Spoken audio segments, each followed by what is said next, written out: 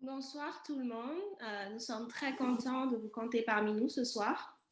On a aussi l'honneur d'accueillir Moses Contreras, qui est une formation en finance, de vente, de marketing, de gestion d'entreprise à l'Université de Barcelone. Donc ce soir, il va partager avec nous son expérience concernant la gestion de nos finances. Son expérience professionnelle comprend des postes de vice-président du développement des marchés internationaux, de PDG. Il a une grande expérience dans l'élaboration des plans stratégiques pour les sociétés, à but non lucratif notamment. Il est membre du conseil d'administration de Compass Europe, en fait, qui est une organisation à but non lucratif qui a pour but d'enseigner aux gens en fait comment gérer l'argent selon les principes bibliques au niveau mondial.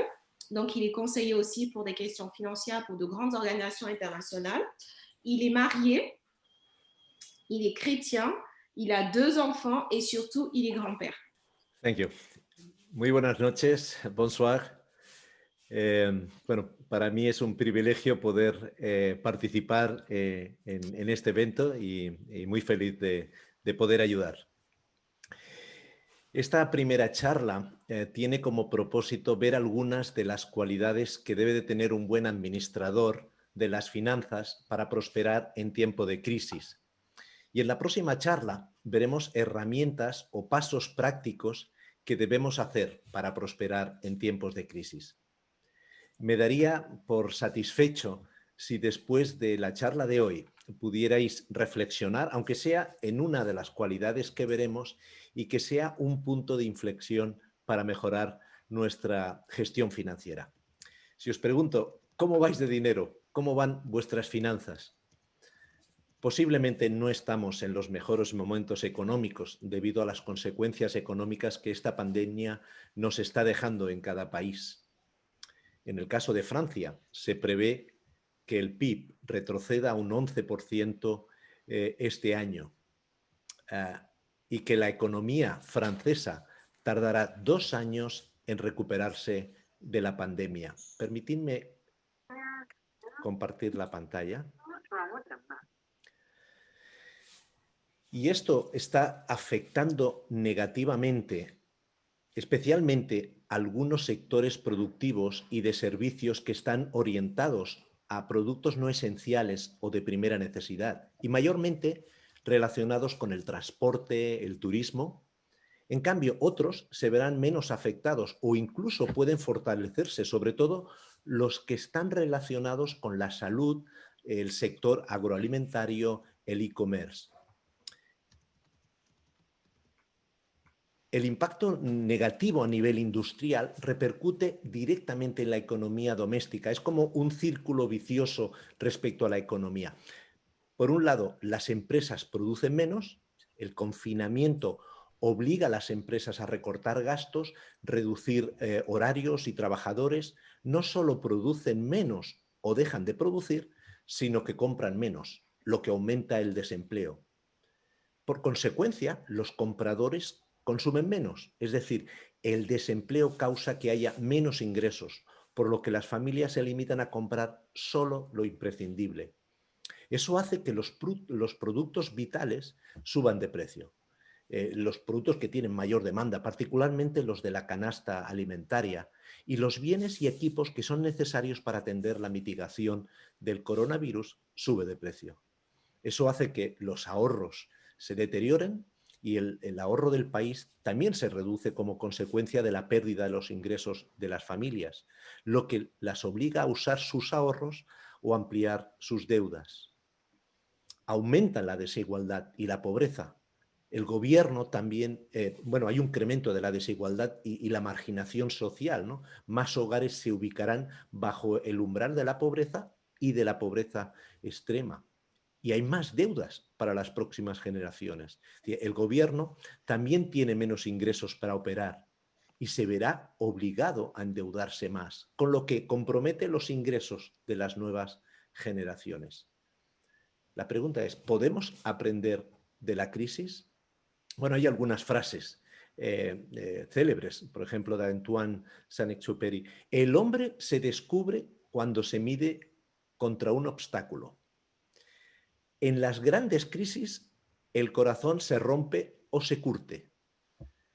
Las crisis, cuando ocurren, tienen al menos la ventaja que nos obligan a pensar.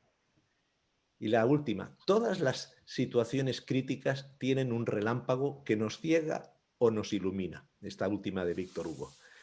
Bueno, esperemos que esta situación crítica nos ilumine, nos haga pensar, nuestro corazón se curta y que descubramos las cualidades humanas que son necesarias para sobrevivir a una crisis y salir prosperados. Como dice Churchill, una crisis es una oportunidad para aprovechar. Es decir, uno dice, uno nunca debería desperdiciar una buena crisis. Y creo que la que tenemos encima es muy buena crisis. O mejor dicho, una gran crisis. El que la hagamos buena dependerá de cada uno de nosotros. Una crisis como la que estamos viviendo es una buena oportunidad para hacer una reflexión, y no tan solo una reflexión de nuestra economía, sino también de nosotros mismos. Lo que nos demanda esta nueva crisis es ser excelentes en la gestión, y la excelencia empieza en nosotros mismos. Ser buenos ya no es suficiente. Y ese cambio, la adaptación, tiene que ver más con nuestro ser que con nuestro hacer.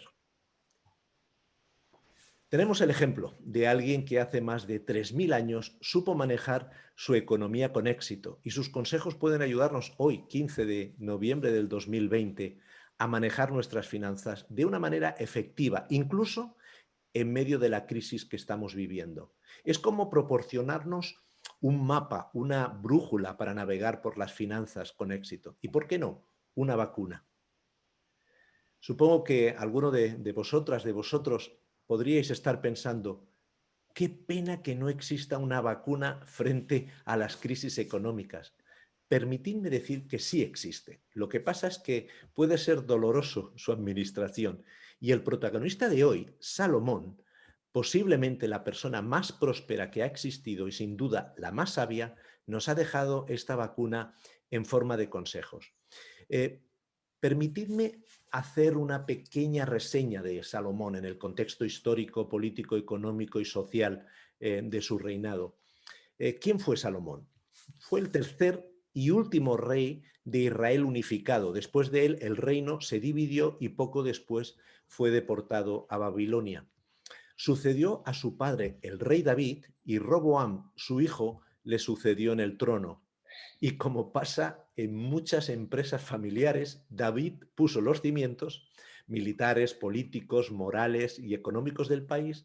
Su hijo Salomón lo hizo crecer de una forma exponencial, y el nieto Roboam acabó con el negocio, de hecho perdió la fortuna que su padre le dejó en 72 horas.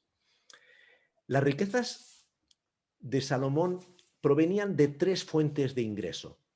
La carga fiscal a su pueblo era tan alta que cuando murió, lo primero que le pidieron a su sucesor Roboam es que bajara la presión fiscal.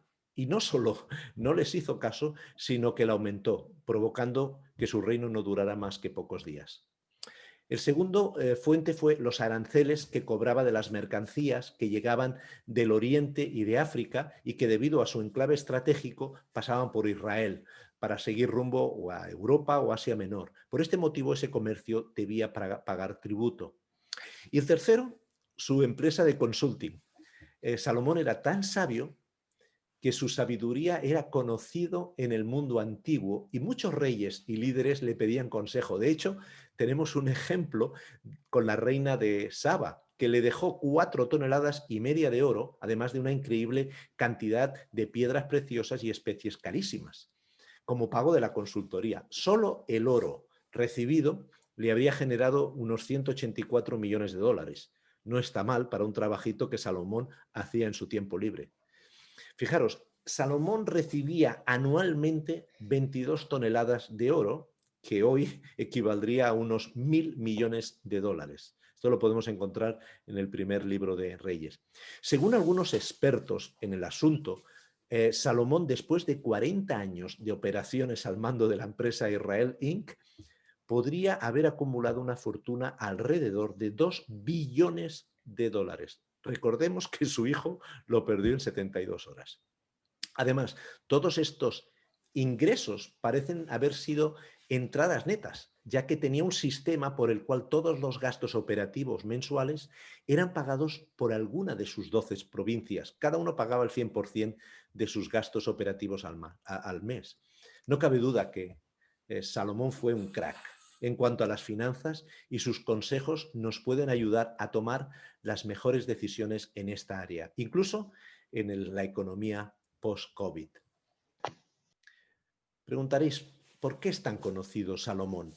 Bueno, de hecho, se le conoce más por su sabiduría. No hay mucha gente en la historia del mundo que tenga el privilegio de ser citado en la literatura universal 3000 años después de haber muerto. Esa sabiduría le ayudó a desarrollar ideas y paradigmas que lo llevaron a expandir increíblemente el alcance de sus operaciones económicas y a sostener ese crecimiento por el resto de su vida. Y puede transformar tu economía por el resto de tu vida y la de la vida de tus hijos y de los hijos de tus hijos. Fue tal su sabiduría que compuso 3000 proverbios y 5000 canciones. Y es una suerte que tengamos después de 3000 años sus consejos escritos. Ahora, ¿Salomón prosperó en todo? Bueno, Salomón tuvo su lado oscuro durante su reinado, y no solo porque tuvo 700 esposas y 300 concubinas, hay que ser muy rico para poder mantenerlo, sino porque ese hecho lo apartó de sus principios morales e incluso espirituales. Salomón oprimía a su pueblo con trabajos forzados por imponer una pesada carga de impuestos. Al final de sus días, Salomón hace un juicio ponderado de su experiencia vital y lo plasma en varios libros: Proverbios, Cantares, Eclesiastés. Este último libro es un compendio filosófico de pensamiento sobre la vida. Salomón aprendió tanto de los éxitos como de los fracasos. Y además podemos seguir utilizando hoy principios salomónicos, por ejemplo, en la justicia y en la fiscalidad. De ahí que Salomón no solo escribió consejos o proverbios respecto a las finanzas, que hubo muchos y hoy veremos algunos, sino que también, fruto de sus experiencias personales, escribió sobre la familia, sobre el amor, sobre las amistades, sobre el trabajo, sobre la ética, etc. Leyendo los proverbios o consejos de Salomón, no solo nos puede ayudar para alcanzar la prosperidad económica, sino la prosperidad integral. Por cierto, la Biblia está llena de enseñanzas sobre las finanzas. Quizás relacionamos la Biblia con un libro de fe, y es verdad, lo es, pero es más cierto que también lo es como una guía para las finanzas. De hecho, hay unas 500 referencias a la fe en la Biblia y más de 2300 a las finanzas. Ahí lo dejo. Vamos a ver 3 aspectos de la prosperidad de acuerdo con los consejos salomónicos, y lo he dividido en estas 3 partes, aunque hoy vamos a ver el primero y las cualidades, y en el próximo encuentro veremos lo que son los ingredientes. Quizás hablar de prosperidad cuando estamos sumergidos en una crisis sanitaria y económica a nivel mundial nos puede sonar a entelequia, pero un correcto entendimiento de lo que es la prosperidad integral, o dicho de otra manera, el éxito integral, puede ayudarnos a tomar decisiones que son claves para poder salir victoriosos de cualquier crisis. Las características más importantes para conseguir la prosperidad integral tienen que ver más con el ser, es decir, con las cualidades, que con el hacer, en este caso los ingredientes, aunque este último tiene su importancia. Y es que por mucho que queramos tomar decisiones de cómo hacer las cosas, si no hay una decisión profunda y firme de cambiar nuestra mente, nuestra manera de pensar, entonces fracasaremos. Fijaros que Salomón dijo: ante todo, cuida tus pensamientos, porque ellos controlan tu vida. Salomón llegó a experimentar que si solo se persigue la prosperidad económica, no llegaremos a la satisfacción plena. Como dice su proverbio: quien ama el dinero, de dinero no se sacia. Quien ama las riquezas nunca tiene suficiente. también esto es absurdo. Y apuntó algunas otras áreas que pueden hacernos sentirnos más felices. La sabiduría y el entendimiento valen más que el oro y la plata. La prosperidad integral o el éxito integral es como correr la carrera de la vida llegando con todas las áreas de tu vida enteras. ¿Cuántos dejan algunas áreas por el camino por alcanzar el éxito económico? En Estados Unidos, el 70%, en una de las encuestas que vi, el 70% de las parejas tienen problemas financieros y el 47% se separan por motivos económicos. Prosperidad y felicidad tiene que ver con considerar nuestra vida como un todo, como un vivir de forma equilibrada. Ahí tengo el ejemplo de la paella, ¿no? En la paella hay ciertos ingredientes que no se ven y que pueden aportar un sabor, una textura que hace que la paella sea un éxito. En la vida hay áreas que quizás no sean tan públicas, pero que pueden constituir la base de nuestro éxito personal, como nuestra base moral, espiritual, nuestra base ética que nos dejaron nuestros padres. En la paella, el caldo y el sofrito, que apenas se pueden ver, son ingredientes que pueden decantar el éxito de una paella. No siempre el arroz es el ingrediente más clave de la receta, de la misma forma que el dinero. El bienestar requiere dinero, pero no es el ingrediente esencial para la buena vida. Necesitamos crecer y prosperar con equilibrio en cada área de nuestra vida. En el área de la salud, del estado físico, de la administración del tiempo, en el área intelectual. ¿Cómo gestionamos nuestra capacidad intelectual y de gestión? En el área relacional. ¿Cómo prosperamos con la relación conyugal, con los hijos, con la familia, con los demás? En el área espiritual, ¿bajo qué principios morales y espirituales nos movemos? Y en el área financiera, que es la que vemos en más profundidad en el día de hoy. Salomón hizo más hincapié en las cualidades que debe de tener una persona para tener éxito en la vida que cosas que se deben de hacer.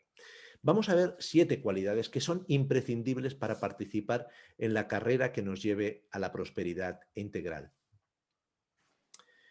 Ser humilde, ser feliz, ser paciente, ahorrador, ser honesto, íntegro, ser generoso, ser ordenado, ser diligente.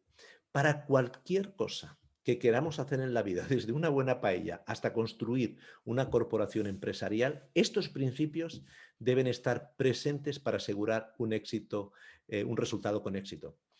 El ser produce el hacer y no al revés. Por ejemplo, voy a poner un ejemplo. ¿Qué ocurre cuando tenemos el deseo de adquirir alguna cosa, algún servicio? Vamos, darnos un capricho y somos impacientes y no ahorradores.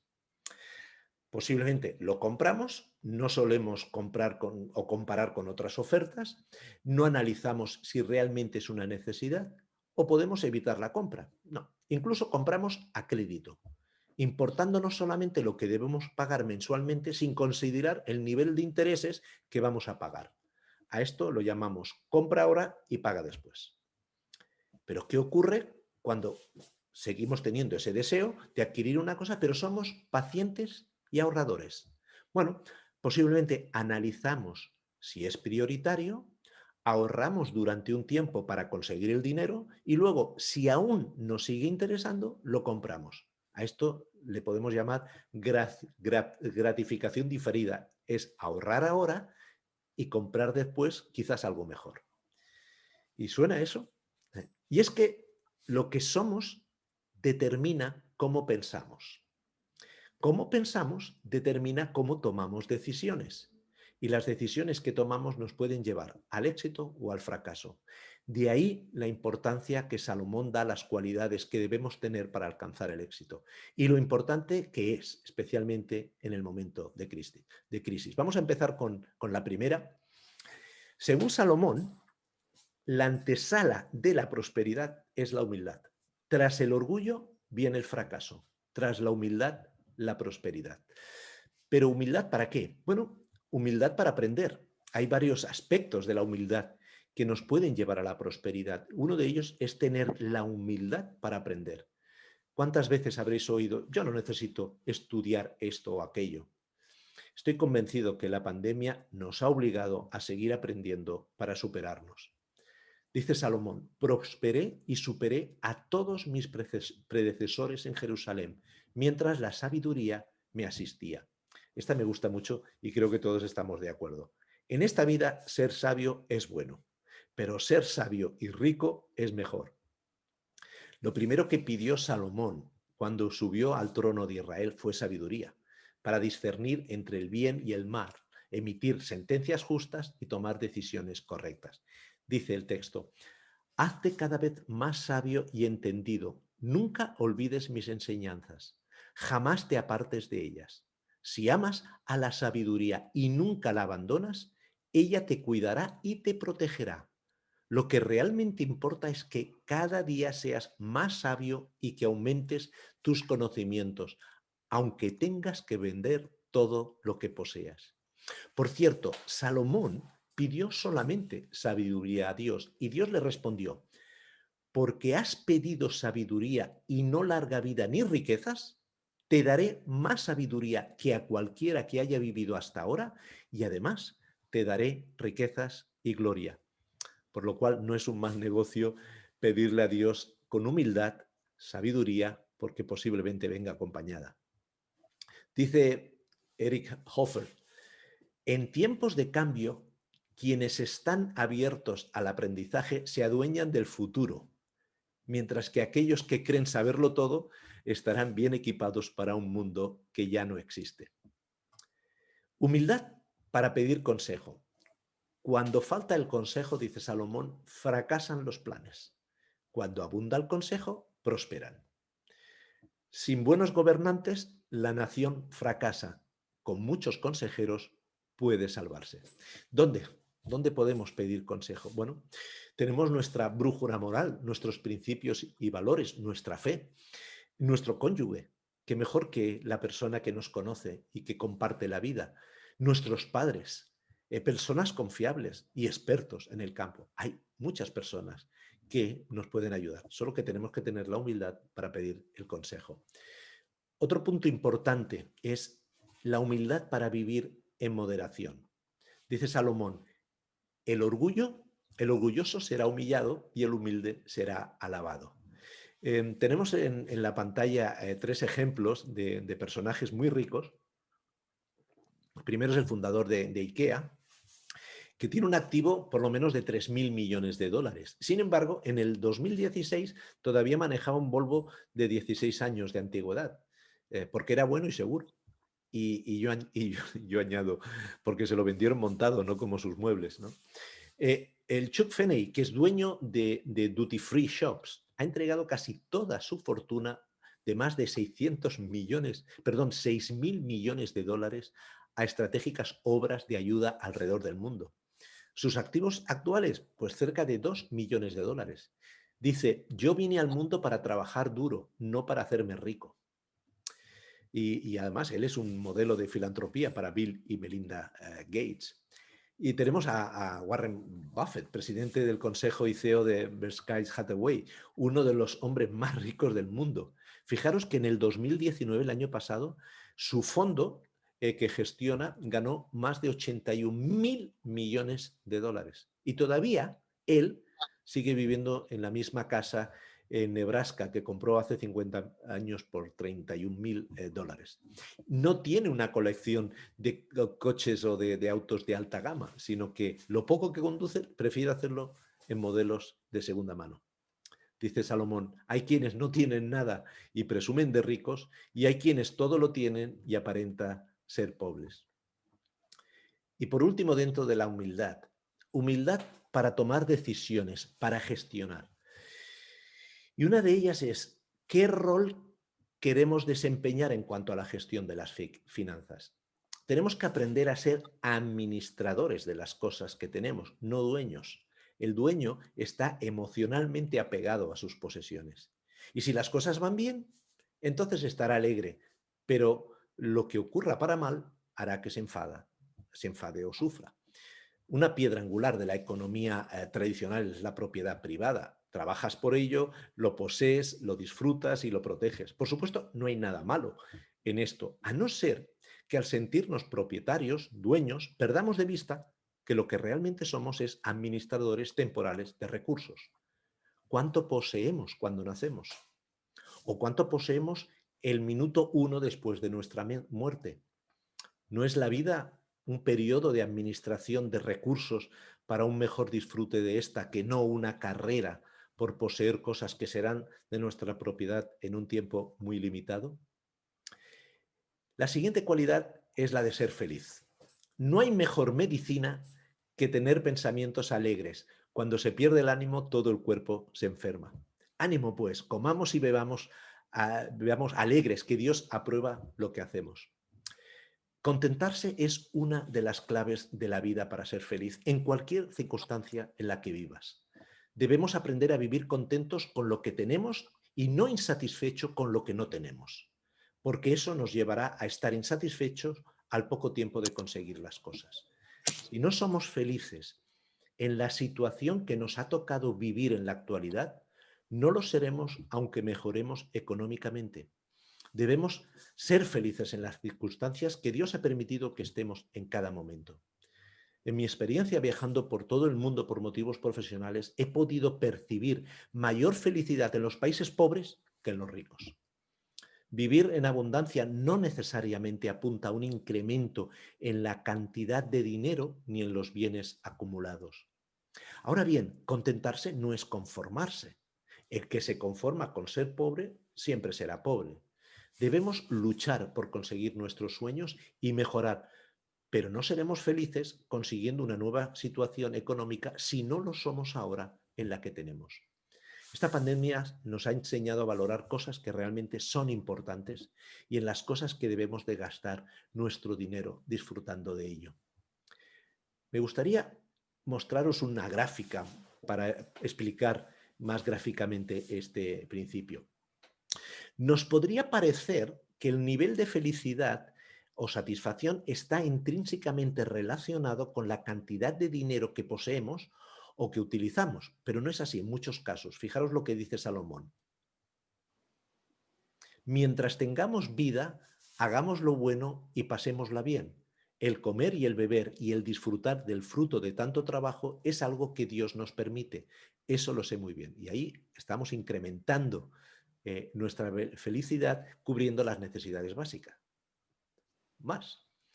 Dice él, los proyectos del diligente resultarán en abundancia, pero todo apresurado va a parar a la escasez. Es decir, incrementamos nuestro nivel de felicidad si además podemos vivir en confort. Ahora, ¿qué pasa si gastamos en lujos y más lujos? Dice Salomón, quien ama el dinero siempre quiere más. El que ama las riquezas nunca cree tener bastante. Esto es también vana ilusión, porque mientras más se tiene, más se gasta. ¿Y qué se gana con tener aparte de contemplar lo que se tiene? Y si seguimos en ese mismo camino, una cosa realmente lamentable visto en este mundo, que el amontonar riquezas va en perjuicio de su dueño. Y tal como vino a este mundo, así se irá, tan desnudo como cuando nació y sin llevarse nada del fruto de su trabajo.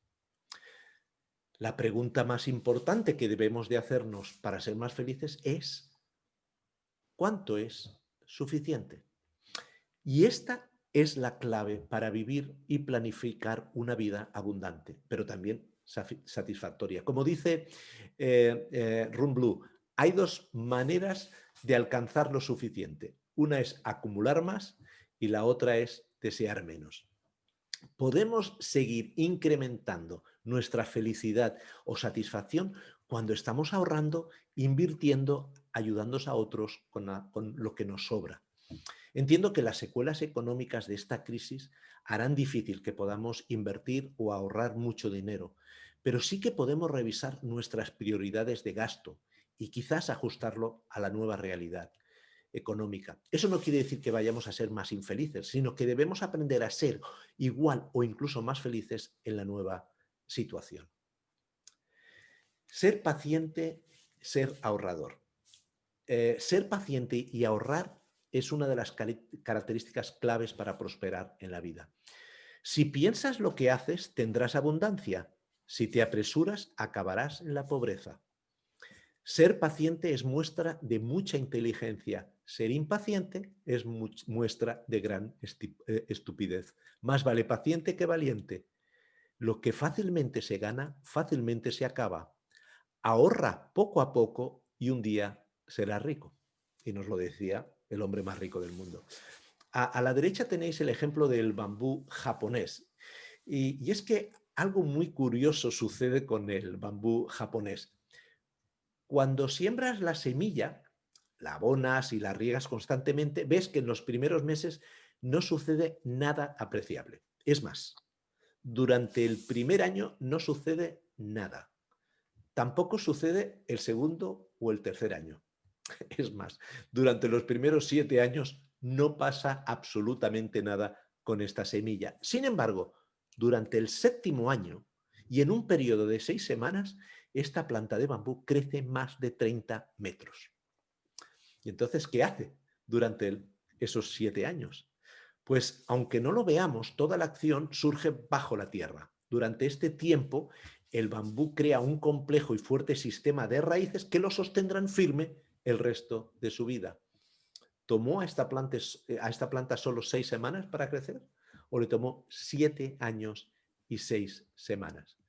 Es un ejemplo de la paciencia que hay que tener para ahorrar.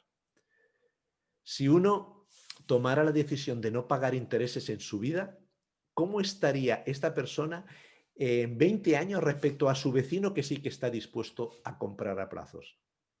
Es posible que debamos cultivar más esta cualidad de la paciencia, especialmente para reprimir los deseos de compras compulsivas y postergar algunos deseos. El antónimo de esta cualidad es ser impaciente y deudor. La siguiente cualidad es la de ser generoso. El que es generoso prospera. El que da también recibe. El que ayuda al pobre siempre tendrá de todo. El que no ayuda al pobre terminará en la desgracia. Según Salomón, el ser generoso lleva muchas consecuencias positivas para prosperar, pero el no serlo puede llevar a consecuencias negativas. En estos momentos de crisis a nivel mundial es cuando podemos ver más esa parte más humana y compasiva de la gente, con sus actos de generosidad, ya sea ayudando materialmente a los más necesitados o incluso a los suyos y a los que los rodean. Para los que son cristianos, la mayordomía financiera, es decir, la forma en que tenemos, la mayordomía financiera es la forma en que tenemos de manejar nuestros activos y tiene que ver más con nuestra economía. Pero la generosidad tiene más que ver con la economía de Dios hacia otras personas a través nuestro. Ser íntegro y honesto. Me temo que esta cualidad no está de moda y especialmente entre las autoridades o personas que deberían de ser ejemplo. Dice Salomón, quien esconde su pecado jamás puede prosperar. Quien lo confiesa y lo deja recibe el perdón. A la familia del hombre honrado nunca le falta nada. Al malvado sus ganancias le traen grandes problemas. Vale más ser conocido y respetado que andar presumiendo de rico. En el Quijote podemos leer también, más vale buena fama que dorada cama. Pues es otra cualidad que nos puede llevar, nos puede ayudar a salir victoriosos de las crisis. Tenemos el ejemplo de Job, ¿no? Que era íntegro, era recto e intachable. Y esas fueron las claves de su éxito. Pero de este ejemplo podemos hablar en otra ocasión. ¿Cómo somos íntegros con nuestras finanzas? ¿Somos íntegros? ¿Pagamos los impuestos? Ser íntegro, ser honesto, significa hacer lo que se tiene que hacer, cuando se tiene que hacer, como se tiene que hacer, sin importar las consecuencias. Y es que hoy día ser íntegro es ser valiente. Si en el día de la aflicción te desanimas, muy limitada es tu fortaleza. Como dice Mandela, aprendí que el coraje no es la ausencia de miedo, sino el triunfo sobre él. El hombre valiente no es aquel que no siente miedo, sino el que conquista ese miedo. El éxito siempre fue hijo de la audacia. El decir no a situaciones que pongan en peligro nuestra integridad refleja valentía. He vivido experiencias donde he tenido que luchar entre lo que debía hacer por conseguir un negocio o por el riesgo de perderlo, por decir que no a situaciones que ponían en peligro mi fe y mi integridad. Como vimos en el primer punto, el pedir consejo, pedir ayuda es un acto de valentía también. Vivimos momentos donde la incertidumbre es una compañera de viaje. Tenemos miedo de perder una situación de confort. Tenemos pánico a enfermarnos. Nos horroriza la muerte. Lo que nos enseña Salomón es que el desánimo, el miedo, nos hace débiles. Y en estos momentos no podemos permitirnos el lujo de ser débiles. Ser ordenados. Salomón dijo: asegúrate de saber cómo están tus rebaños. Cuida mucho de tus ovejas, pues las riquezas no son eternas ni las fortunas están siempre seguras. Claro, en tiempo de Salomón lo que había que contar eran ovejas. Hoy lo que tenemos que contar son los estados financieros, los gastos, los ingresos, las deudas, los ahorros, las inversiones, etcétera, ¿no? Para poner en orden tus finanzas, primero debes de llegar a ser una persona ordenada. No basta con manejar ordenadamente tus finanzas. El orden es conocer tu estado de cuentas y controlar tu dinero en vez de que él te controle a ti. El propósito del orden es facilitar la búsqueda. El resultado del orden es la prosperidad. Pero de esto hablaremos seguidamente en la próxima charla, cuando hablemos de los ingredientes para lograr la prosperidad. Ahora, tengo una mala noticia. Debemos de trabajar duro. Dijo Salomón: trabaja y triunfarás, no trabajes y fracasarás. El que desea tener sin trabajar, al final no consigue nada. Trabaja y todo lo tendrás. Si no trabajas, te quedas pobre. Si trabajas, te vuelves rico. Pero como vemos, trae recompensa, ¿no? Si no encuentras trabajo, invéntalo. En tiempo de crisis es cuando se generan las mejores ideas y negocios. Ser dirigente es trabajar duro, perseverante en el trabajo, responsable, confiable y no dejar para mañana lo que puedas hacer hoy. Ahora, esto es lo que vamos a ver en el próximo día y vamos a ver cómo desarrollar un plan de control de gastos. Tenemos que ser buenos, tenemos que ser diligentes y algo importante es que podamos hacer cosas prácticas y esto es una herramienta que veremos en el próximo día. Desarrollar un plan de gastos, establecer metas y límites. Vamos a hablar de la salud financiera, de liberarse de las deudas, de preparar el futuro, de planificar la herencia y de compartir con los demás. Ahora, si lo que te gusta es soñar, te voy a dejar unos momentos para que sueñes.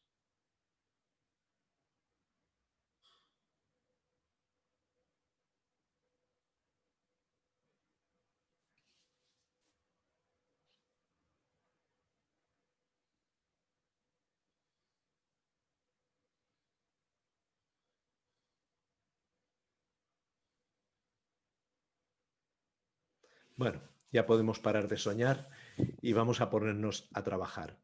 Bien, aquí tenemos varias claves de éxito para prosperar en nuestra vida, que pasan por hacer varias cosas, pero sobre todo el ser personas que tengamos un sentimiento, una actitud, una mentalidad y una base que nos permita edificar la prosperidad en nuestras vidas.